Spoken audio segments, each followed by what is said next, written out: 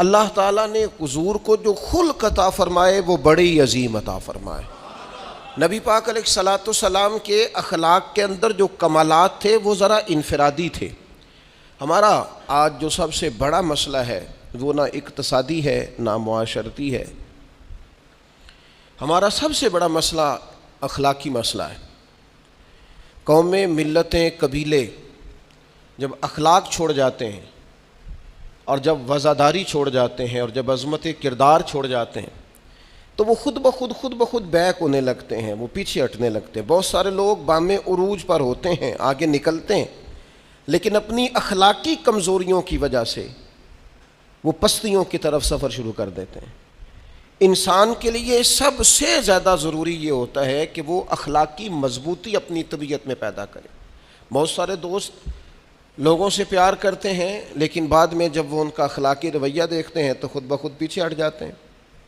ایک ہوتا ہے دوست کا ہونا، احباب کا ہونا، ایک اپنے قریبی لوگ بھی، بہن بھائی بھی اور اولاد بھی انسان کی اخلاقی کمزوریوں کی وجہ سے اس سے پیچھے ہو جاتی ہے۔ جب تک رویے میں، مزاج میں اخلاقی بلندی پائی جاتی ہے، نبی پاک صلی اللہ تعالیٰ علیہ وسلم نے فرمایا تم میں سے بہترین مسلمان وہ ہے جس کے اخلاق زیادہ اچھے ہیں، جس کی عادات زیادہ عمدہ ہیں، جو عظمت کردار کا حامل ہے۔ مزاج میں وفاداری ہونی چاہیے، مزاج میں خیر خواہی ہونی چاہیے۔ انسان بعض لوگوں کے لفظوں میں عاجزی ہوتی ہے، ویسے وہ عاجز نہیں ہوتے، ملتے بھی جھک ہیں، لیکن ویسے عاجز وہ کہتے ہیں میں نے شیشے میں اتار لیا ہے، میں تیز آدمی ہوں، دیکھا میں نے اس کو بھی قائل کر لیا ہے۔ وہ لفظوں کے لحاظ سے، جھکاؤ کے لحاظ سے عاجز ہوتے ہیں، فی نفس سے ہی عاجز نہیں ہوتے۔ کچھ لوگ جملے کے لحاظ سے، اٹھنے بیٹھنے کے لحاظ سے، آؤ بھگت کے لحاظ سے خدمت گزار ہوتے ہیں، ویسے وہ خدمت گزار نہیں ہوتے۔ کچھ لوگ ایسے ہوتے ہیں جو اچھے جملے ترتیب دے کے کسی کو قائل تو کر لیتے ہیں، اس کو اپنی ہمدردی کا اظہار تو دلاتے ہیں، اشک شوئی تو کرتے ہیں، تسلی تشفی تو دیتے ہیں، ویسے خیر خواہ نہیں ہوتے۔ ویسے وہ بڑی اچھی دھیمی باتیں کر کے کہیں گے کہ یار کوئی مسئلہ نہیں، تو پریشان نہ ہو، تو ٹینشن نہ لے، میں تیرے ساتھ ہوں، پر نہیں نہ ساتھ ہوتے یار۔ زندگی میں وہ عجیب لمحہ تھا، وہ میرے ساتھ تھا پر میں تنہا تھا، ساتھ ہی تھا بندہ پر میں لوگوں کے ہجوم میں بھی اکیلا ہی تھا۔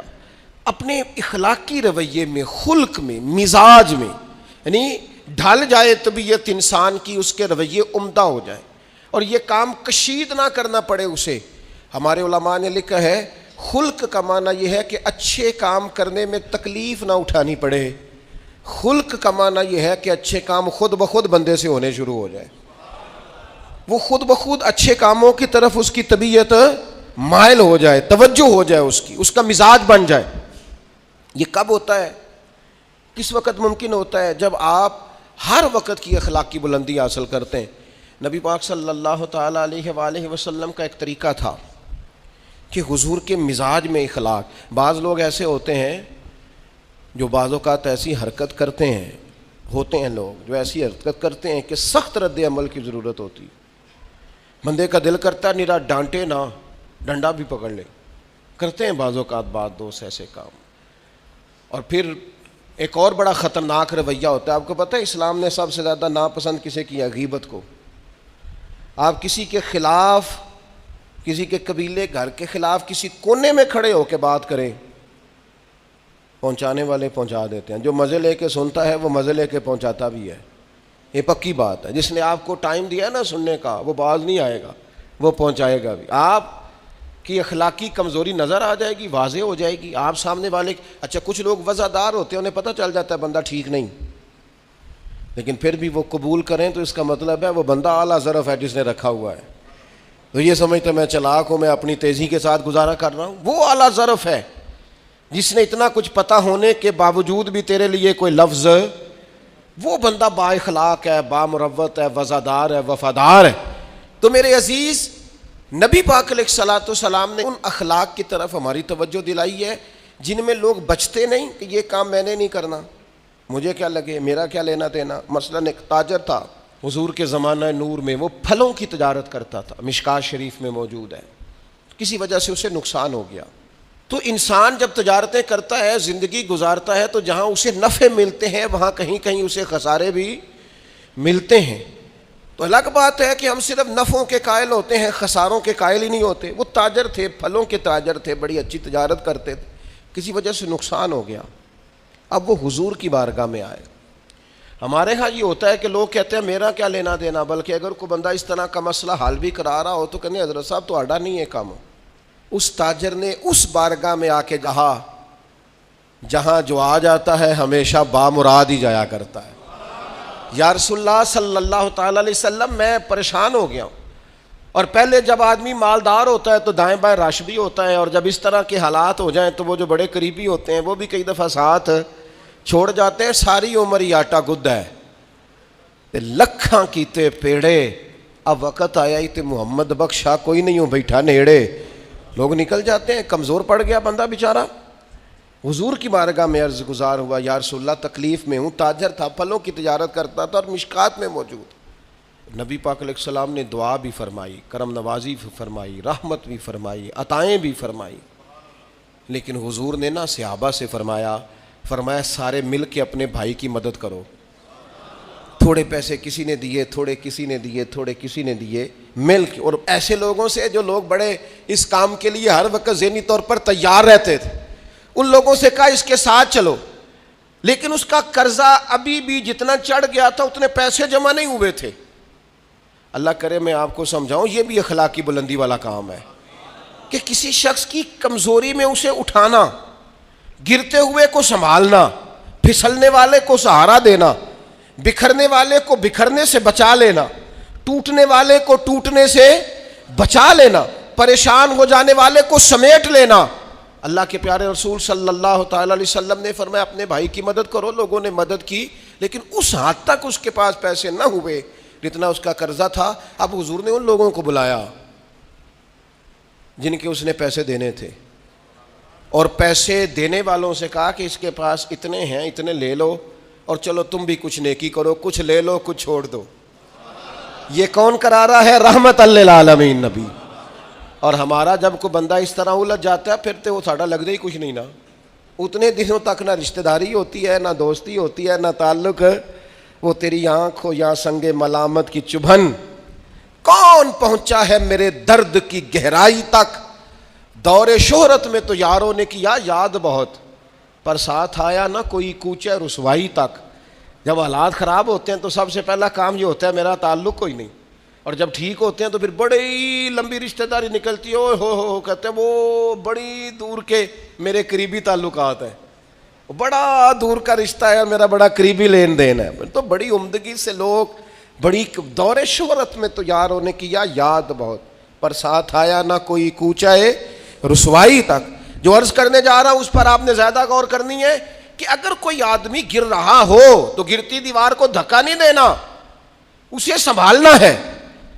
اس شخص کو وہ یار حالات ہو جاتے ہیں اوپر نیچے، انسان کمزور پڑ جاتے ہیں، راہ چلتے چلتے کئی دفعہ گاڑی کا صرف پیٹرول ہی ختم نہیں ہوتا، جو مفت میں پانی ملتا ہے کئی جگہوں پہ وہ بھی ختم ہو جاتا ہے، اور قریب قریب اس کی بھی کوئی شناخت نہیں ہوتی۔ کئی دفعہ صرف اور صرف پیٹرول کا مسئلہ ہی نہیں ہوتا، وہ جو 20 روپے میں ہوا ٹائر میں بھری جاتی ہے کئی جگہوں پہ وہ بھی نہیں ملتی۔ تو تسلی کے لیے اخلاقی رویہ یہ ہونا چاہیے کہ اگر کوئی بندہ کہیں کمزور پڑ رہا ہے، گر رہا ہے، تو اس کی اس کمزوری پر اسے تھاما جائے، اس کی حوصلہ افزائی کی جائے، تسلی دی جائے۔ لیکن ہمارا یہ ماحول نہیں ہوتا۔ میں اکثر کہتا ہوں دوستوں سے کہ جو آدمی اپنے گھر کی تیسری منزل شروع کرتا ہے نا، تیسرا لینٹر ڈالتا ہے، اسے سارے جا کر پائیا کو کام ہو جاتے دسی بھائی ہونے کیوں دسنا ہے، مالدار آدمی ہے تیسرا لینٹر ڈال رہا ہے، لیکن وہ بیچارہ غریب آدمی جو بالے ڈال رہا ہے اور لکڑی کی چھت ڈال رہا ہے، وہ اگر کسی سے جا کے کہتا ہے نا تھوڑی امداد کرا دے میرا کام رک گیا، تو کہتے ہیں آپ نے پہلے بتانا تھا، اب تو نہیں نا، مطلب وہ تو بڑی پرانی بات تھی، وہ تو میں نے بانٹ دیا، رمضان میں بڑا کر دیا، فلانی جگہ بڑا۔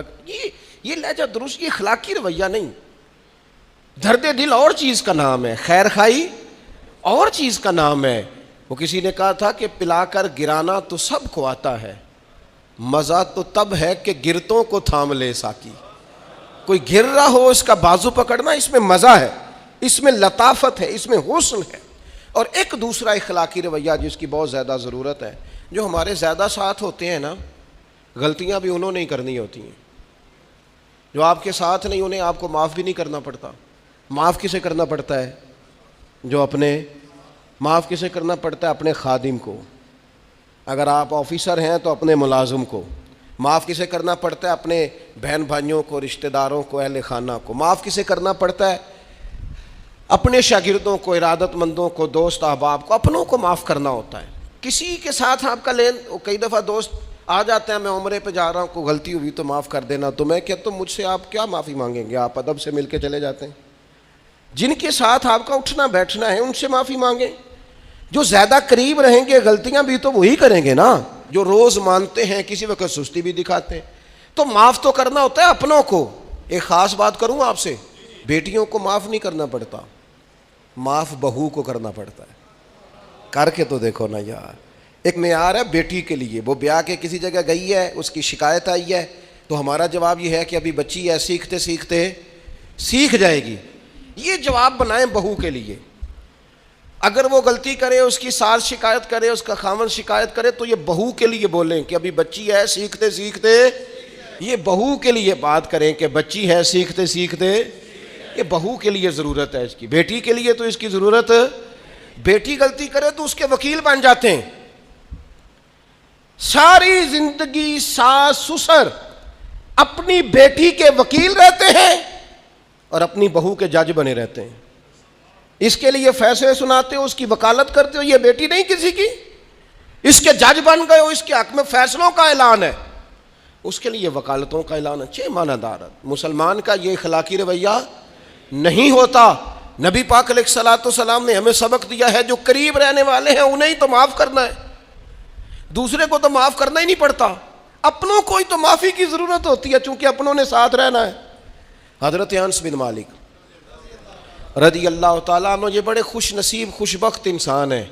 کہتے ہیں میری اماں خود مجھے حضور کی بارگاہ میں چھوڑ گئی تھی کہ یا رسول اللہ یہ آپ کی خدمت کرے گا۔ کہتے ہیں میں نے 10 سال حضور کی نوکری کی ہے، نبی پاک نے کبھی اوف بھی نہیں کہا۔ بلکہ بخاری مسلم میں ایک انوکھی بات موجود ہے، فرماتے ہیں مجھے ایک دن حضور نے فرمایا جا یہ کام کر کے آ۔ کہتے ہیں میرے دل میں یہی تھا کہ فوراً جاؤں گا، اسی طرح لفظ موجود ہے، میرے دل میں تھا جاؤں گا، کر کے آؤں گا۔ حضور نے فرمایا کر کے آ، دل میں پکا ارادہ تھا جاؤں گا، لیکن اپنی زبان سے میں نے کہا حضور میں نے کوئی نہیں جانا۔ یہ کیوں بات کی؟ یہ ذرا لاڈ کے ساتھ کی، یہ ذرا ناز کے ساتھ کی، یہ ذرا نا محبت کے ساتھ کی، یہ ذرا حضور جو پیار کرتے تھے نا اس پیار کو سامنے، حضور میں نے نہیں جانا۔ تو کہتے ہیں حضور تھپکی دے کے، یہ غلام سے بات ہو رہی، حضور فرمانے لگے چل نہ تجھے کہا ہے نہ جا کر کے آ۔ کہتے ہیں میں چلا گیا، اسی ارادے سے گیا تھا جاؤں گا، لیکن رستے میں جب میں گیا تو بچے کھیل رہے تھے، میں نے بھی کھیلنا شروع کر دیا۔ کھیل رہا ہوں، دیر ہو گئی، حضور نے بھیجا تھا کسی کام۔ اب جب زیادہ دیر ہوئی تو کریم گھر سے نکلے، اور جب حضور نے مجھے دور سے دیکھا اور مجھے کریم کے آنے کا پتہ چلا تو اب میں ڈرا۔ اب میرا انداز بڑا جدا گانا ہو گیا، چونکہ حضور نے بھیجا تھا۔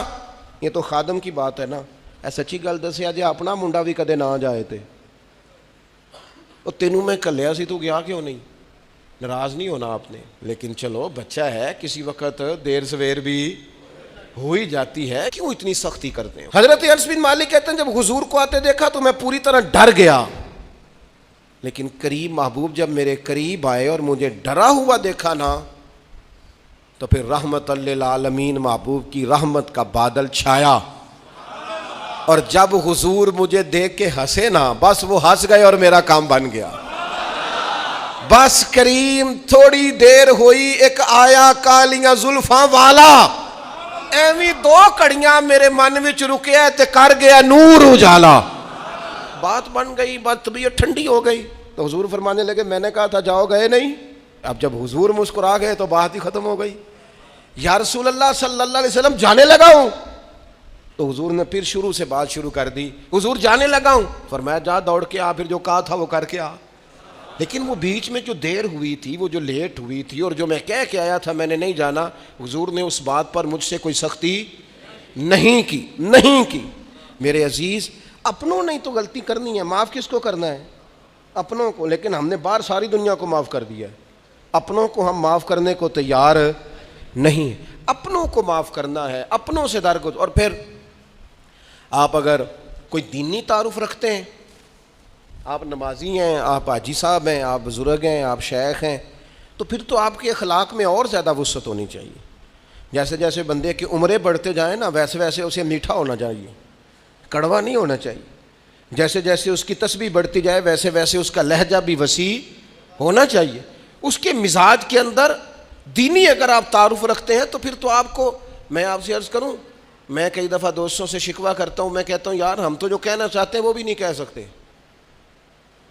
ہم تو سونا چاہتے ہیں، ڈھب سے سو نہیں سکتے، ڈھونڈتے پھرتے ہیں جگہ ملے کوئی آرام کرنے کو. کیوں؟ اس لیے کہ دینی تعارف رکھتے ہیں. آپ نے وہ دعویٰ ہی نہیں کرنا تھا، یہاں تے چٹی چادر لا دے نا کڑیے تے پین فقیراں دی لوئی، چٹی چادر تے پھر داغ لگیندا ہی تے لوئی نو داغ نہ کوئی. جب آپ کا دعویٰ ہے کہ ہم نے کام کرنا ہے اور بڑی اوپر والی سطح پہ کرنا ہے تو پھر آپ آرام ڈھونڈتے پھریں، پھر آپ قرار ڈھونڈتے پھریں. تو یہ تو دو باتیں ہو گئی. ایک بات کرنی پڑے گی، دینی تعارف رکھنے والے آدمی نے اگر اس نے دین سکھانا ہے اپنے بچوں کو، اپنے گھر والوں کو، تو حسن اخلاق سے سکھائے گا. وہ اگر ڈنڈا پکڑ لے ہر وقت، سختی بھی کریں جہاں ضرورت ہو، لیکن اگر اس کا لہجہ ہی ہمیشہ کے لیے تلخ ہو جائے گا تو وہ کبھی بھی دین سکھانے میں کامیاب.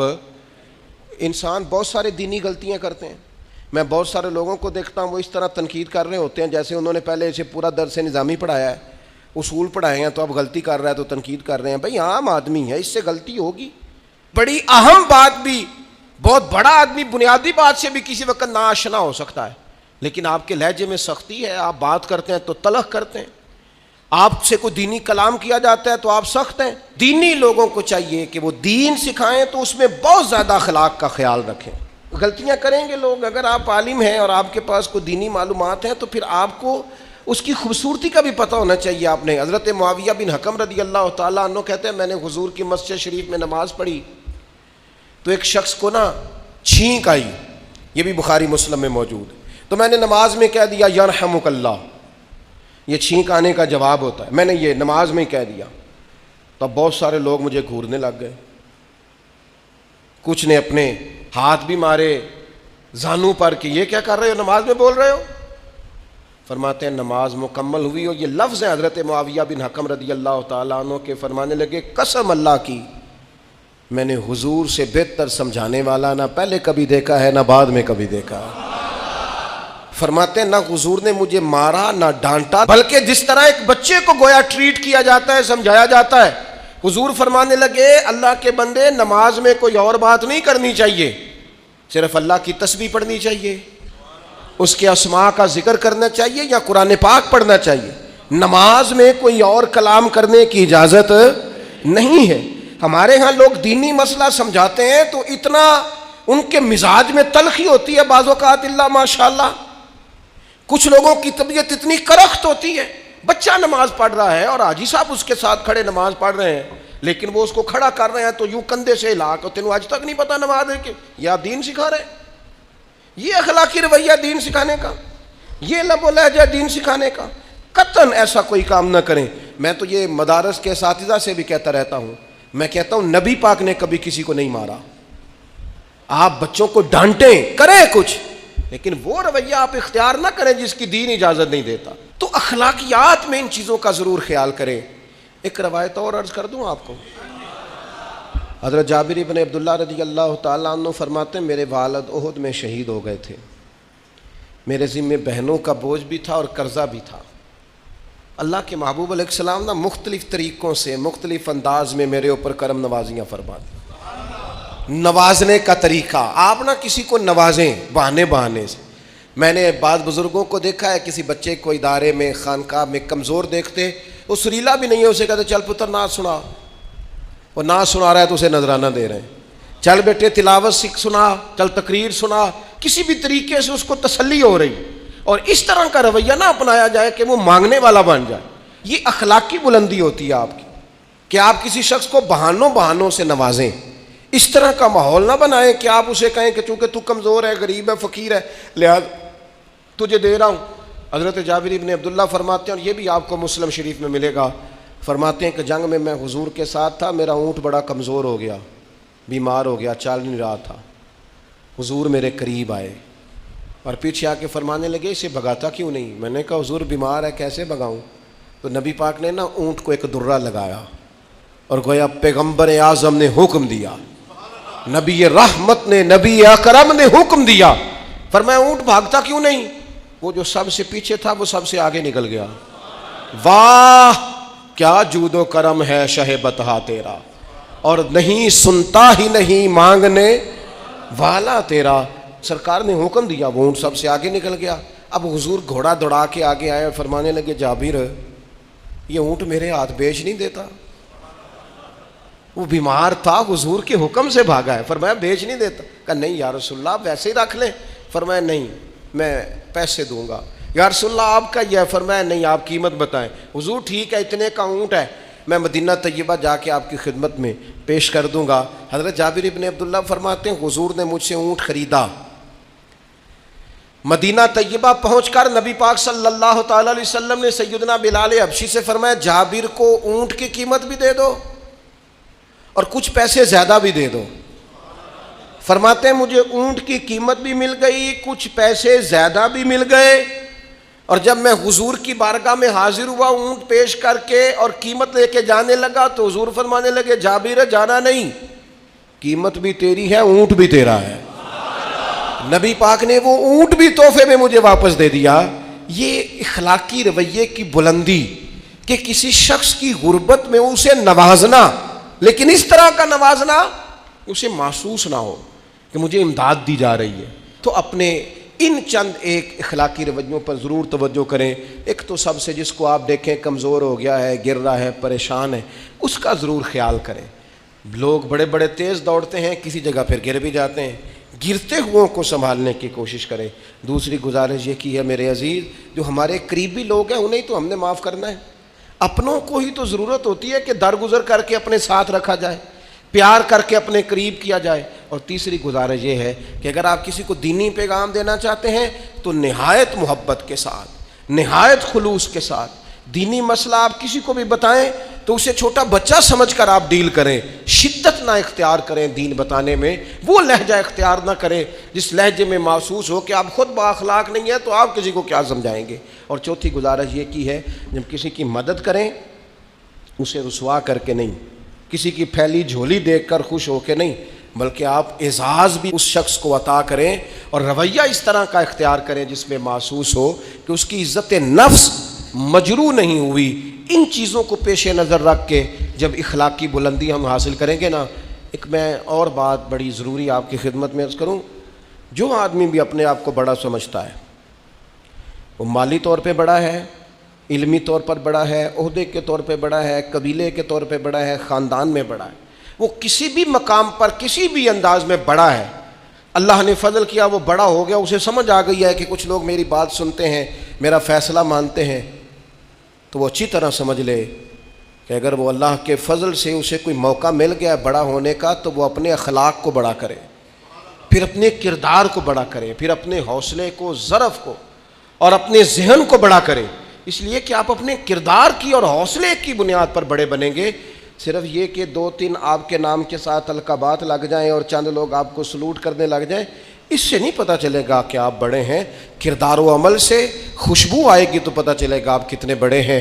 اللہ تعالی ہمیں سمجھنے کی توفیق عطا فرمائے۔